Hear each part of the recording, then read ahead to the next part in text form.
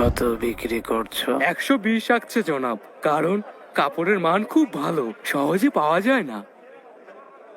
তুমি কি নিয়ম জানো না এফেন্দি? হ্যাঁ, 100 আকচের কেনা মাল 110 আকচের বেশিতে বিক্রি করা সম্পূর্ণ নিষেধ।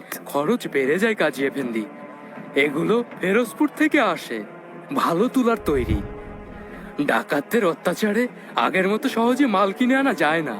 আমি শুধু এতটুকুই জানি, এটা নিয়মের বিরোধী।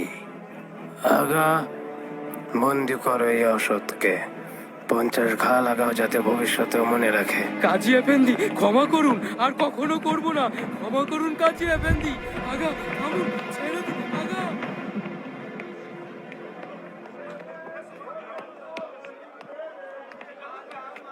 আরে কাজী এফেন্দি, সুস্বাগতম। আপনি?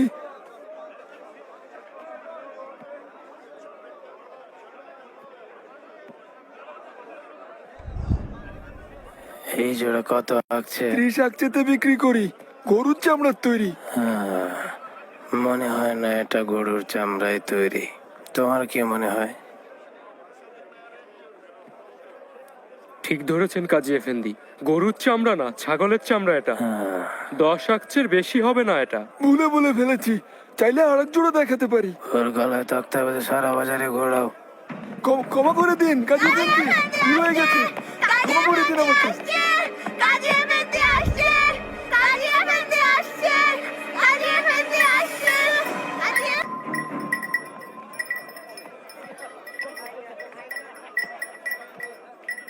মাত্র এই কয়টা রুটি? আল্লাহর রহমত কাজী এফেন্দি, আজ বিক্রি বেশ ভালো। হ্যাঁ, এখানে কি? এগুলো গতকালের বাসি রুটি, পশুদের খাওয়াবো বলে রেখেছি। এখনো বেশ গরম দেখছি। আমার মনে হচ্ছে তোমার পশুরা খুব ভাগ্যবান। ফিরিঞ্জি এফেন্দি, এটা মেপে দেখো।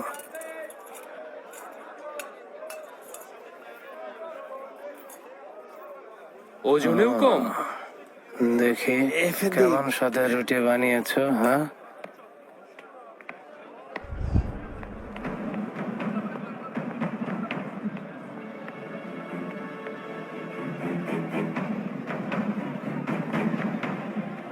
গমের আটায় আবার জবের আটা মিশিয়েছো।